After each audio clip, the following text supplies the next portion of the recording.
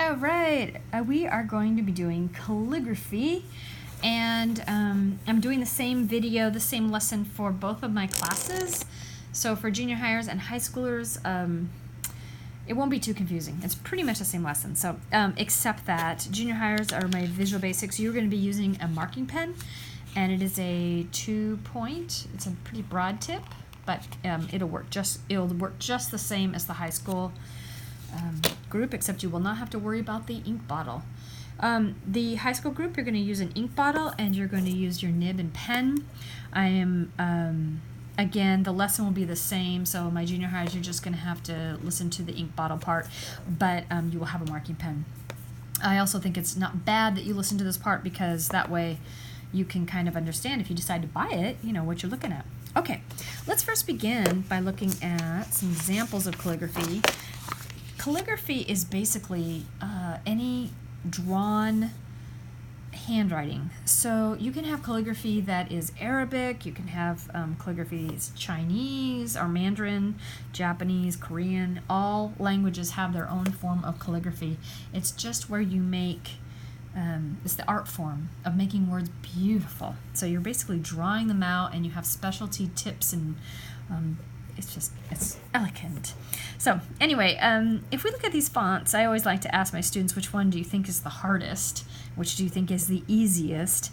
And the thing that I just adore is the fact that people pretty much vote that they think that the Gothic is one of the harder ones, if not the hardest one, when in fact I would vote it's the easiest. And the reason, and it's, you know, it's more bang for your buck. I think it's easier, and it looks absolutely fantastic, and like you really know what you're doing. So I really like teaching Gothic.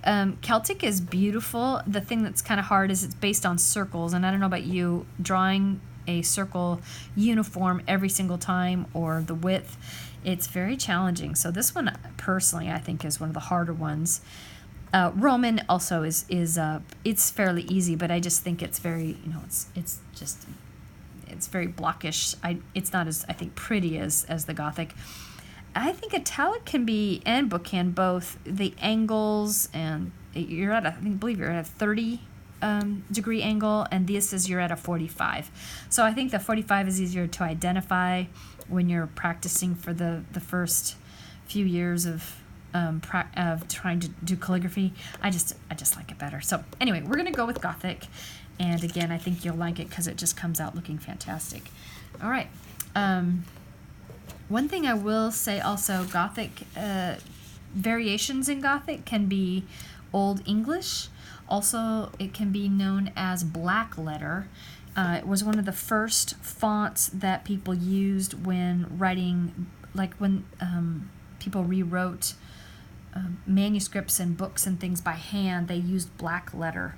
So you'll see a lot of old texts in black letter. One thing they would do that's kind of interesting is that you will, when you read black letter, you'll see that they don't usually have a J. They use an I repeatedly for J, interchangeably. And also they'll use U for V's, and they'll put two U's together to make the W, which is really why it's called the W.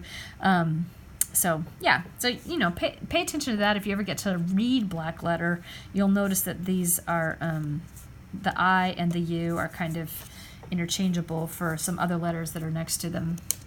Okay, all right, let's look at here. The Gothic font is based on basically 4 different strokes, and then you connect these different strokes together to form the letters, and they're based on a basic shape, which is basically what the O looks like. It's this 6-sided shape. So, okay, before we begin, let's talk about the bottle of ink. This is black magic, and it's magic because it doesn't come out of anything. So if you put it on the carpet, on your clothing, even you can see I've been messing around with the pens earlier and practicing. It's going to get on your skin. It stains. So if you don't like staining, or you have got to make sure your hands don't stain, you might want to wear gloves, like dish gloves. Yeah, if you're a hand model, you've got problems. You don't want to be You don't want to be using black magic.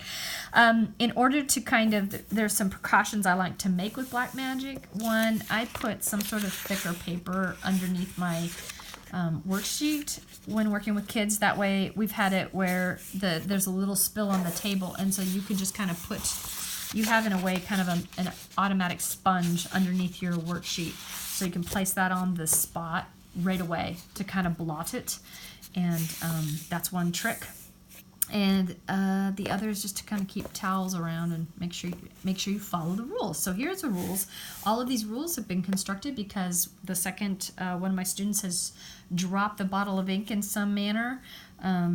I ask them, how did you spill your bottle of ink? And then they tell me, and then I add a new rule to the mixture. So here are the rules.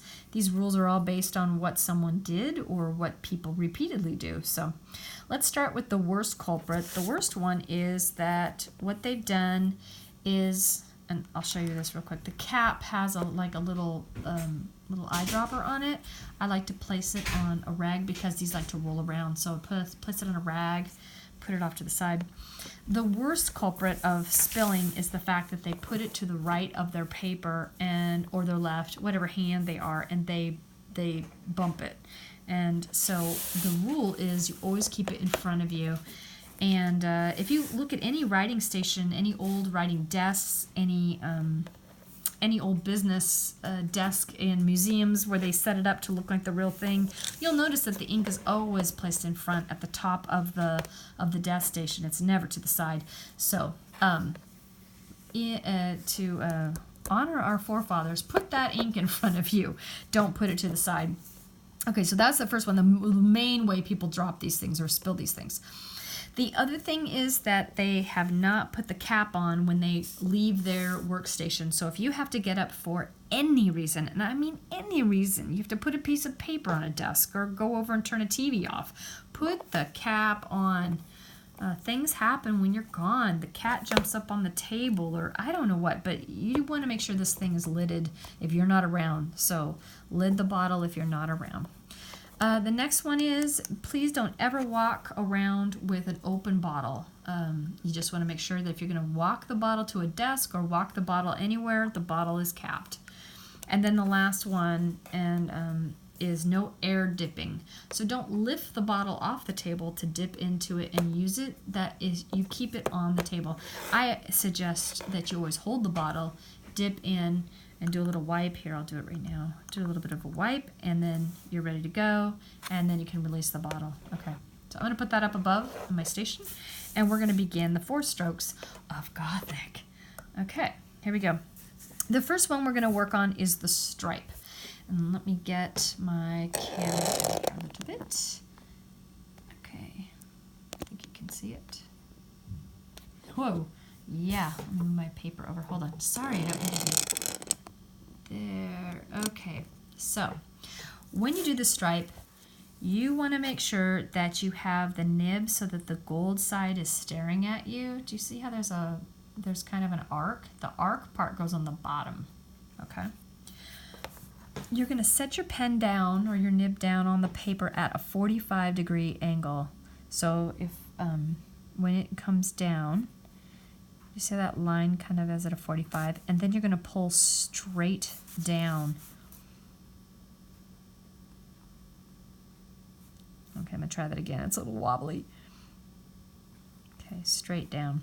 Now, I don't know if I didn't mention it. Let me go back. Come on. Okay.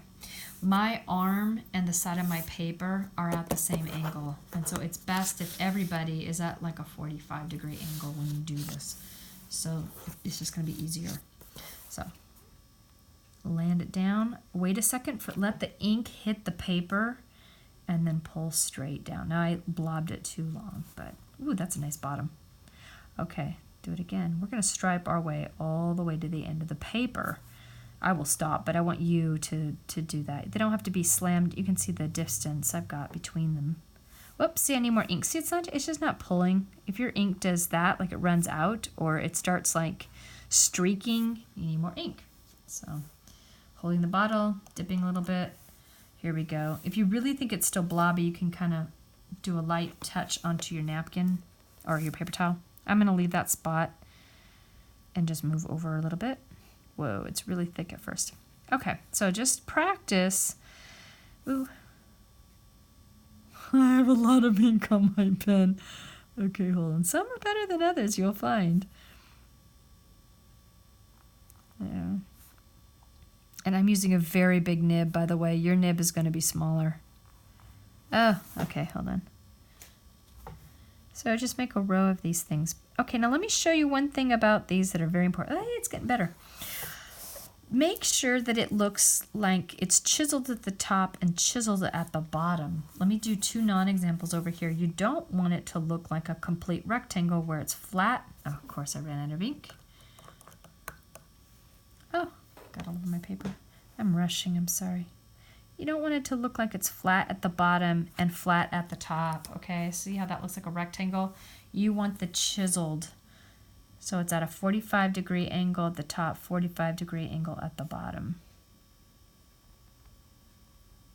Okay, that's what you want it to look like. Now, another thing that's very common among beginners is that they are not perpendicular to the baseline.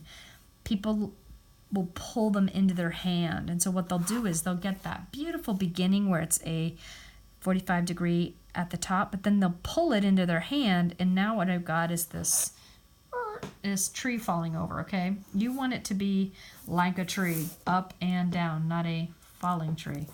So chiseled at the top, pull straight down, chiseled at the bottom, okay? So do a row of those, and then we'll go on to the box. Oh my goodness, and I seriously am not the best example here with ink control, am I? After I christened my entire page. Okay, let's go to the box. The box is a chisel at the top, chisel like we did, that chisel point, 45-degree angle line, and then all you do is just pull slightly, and it makes a little box. Let me enlarge that. Okay, so it makes this little, and I'm going to attach my points somewhat to each other. So again, they're not flat like a box, like a square that way. They're a square on its point. So they make these little diagonal. Oops, see, I'm running out of ink there. I'm gonna just touch on my napkin a little bit. There, that's better.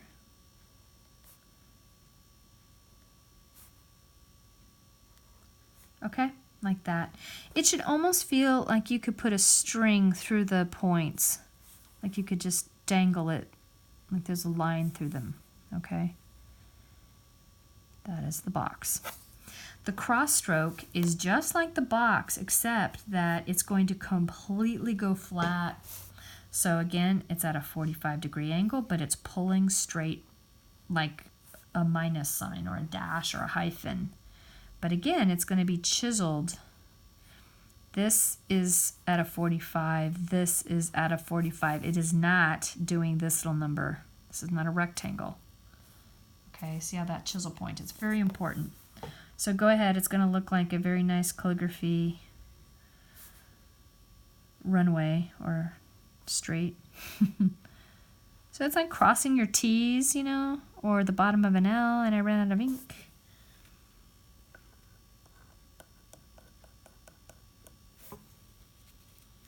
Okay, now the hairline. I want you to go all the way to the end, all right? You don't need to, watch me do this again and again.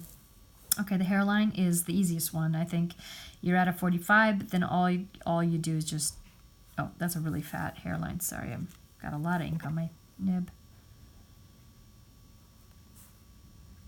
It's just a line. You're trying to make it as thin as you can. At a 45. Okay? Those are those. Okay, so the 6 basic shapes of the Gothic font. We're going to use the next line for this. So we're going to make 6 basic shapes. And what I mean by that is, let me separate them out really quick, okay? The basic shape, or let me do one. No, let me do one and then I'll separate it out, okay? So it's a hairline. And then it's a box at the top. And then it's a stripe going down. Now my nib is super big. It's too big for this worksheet. I was just trying to make it large so you could see clearly.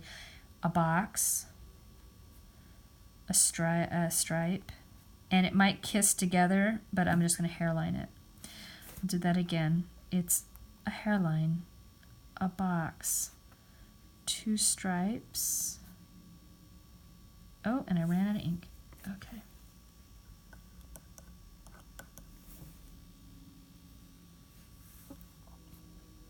I'm going to go box. Box, stripe, hairline. Okay? That's the basic shape. Everything's formed on this shape pretty much. So let me separate them out. It's a hairline. It's then a box. It's then a stripe, a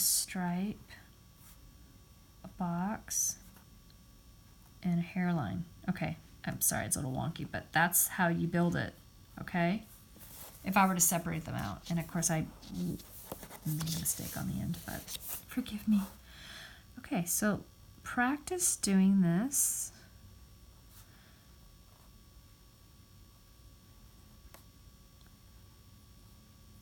Like that. Okay. Trying to make your stripe very up and down. Ooh, I'm running out of ink.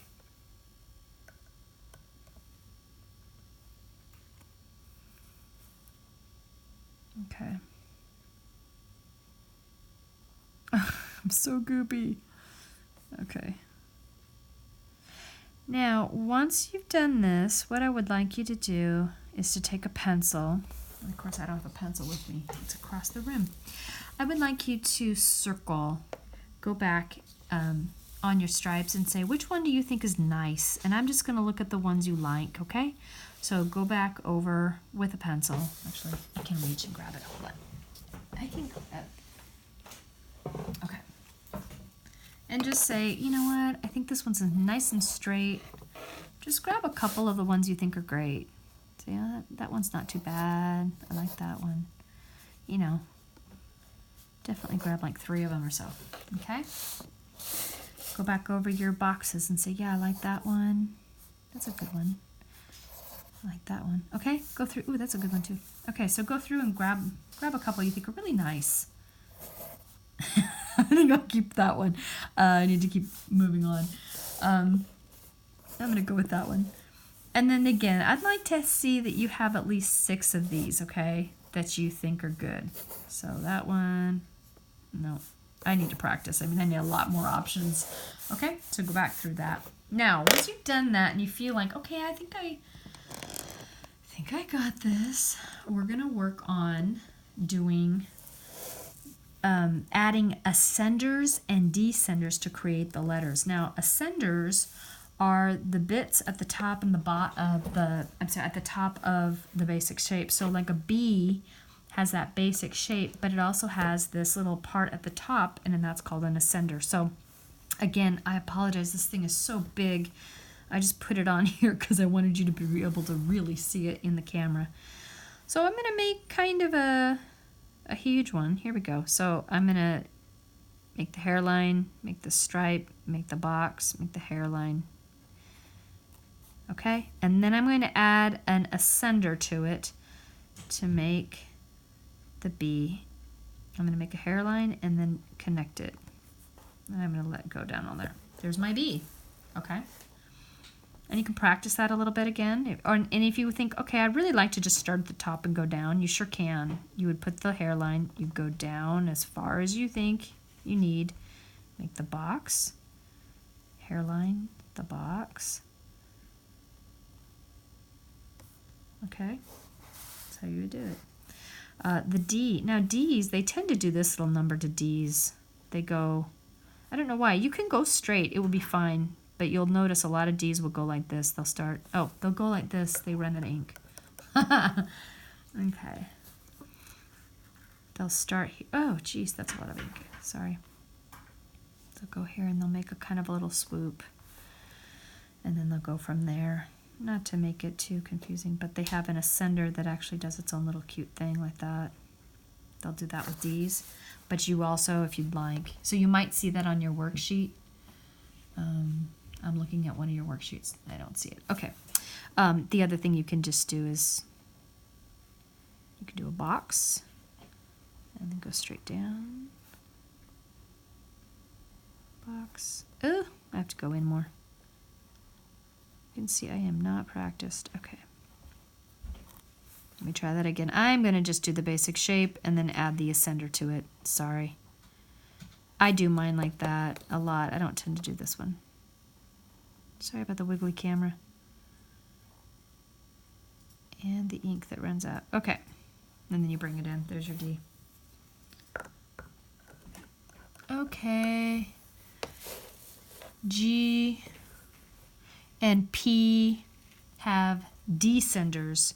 So G, again, my ink is really...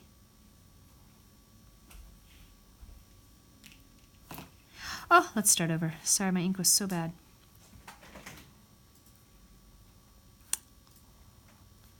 Box, hairline, stripe down, and I'm gonna just bring it out and put a box at the end. Try it again. Hairline, stripe, box, box. We can go to hairline in here and then just go down. If you want, you can kind of go like that too. There's all sorts of little shapes you'll see people do. Okay, so G. So your ascender, your descender, you can look at different pictures or different ways people have done it.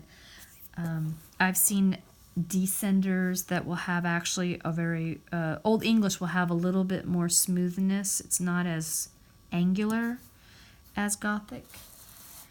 They'll even do this descender where it goes kind of like that at the bottom, and then they'll have their top.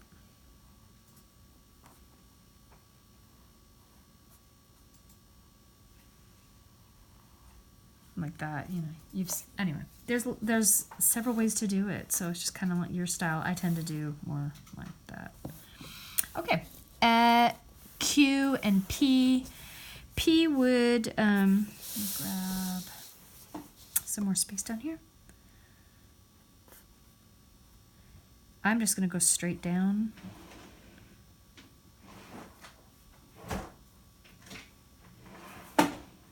And I would just kind of leave it. You could put a little box at the top, and if you want, you could put a little box at the bottom, just to kind of round it out. There's your P. Again, if you have preferences, but box kind of ends it nice. And Q. Q is just backwards P. Oh, I keep running out. This nib is really big.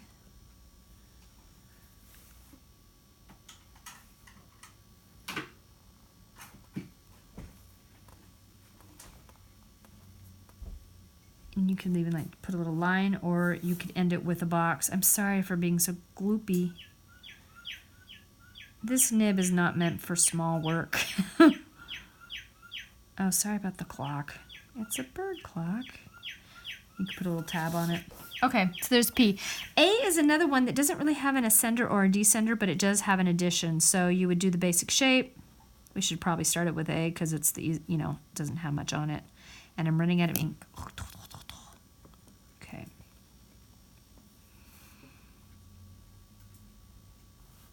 Come on. Okay, hairline.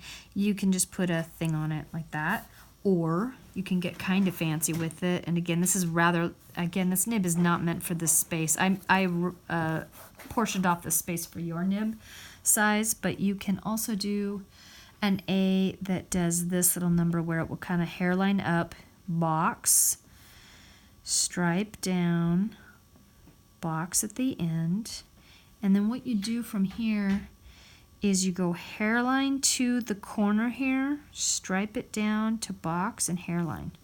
And I tend to do that one. I like that one a lot. So these are all going to be on your worksheets. I would like you, so like for instance, here's, hold on, I got to pull this off of the paper clip. I'll just keep the paper clip on. So when you look at the worksheet, you can kind of look at it and analyze. Oh, that's a hairline, that's a shorter stripe, there's my box, there's my hairline, there's my box, there's a little hairline, and you can You can see each letter. Okay, so we are doing this lesson in class. Again, I mentioned last week we would not have homework other than this in-class lesson. And so, yeah. Anyway, I hope that helps, and I'll see you next week.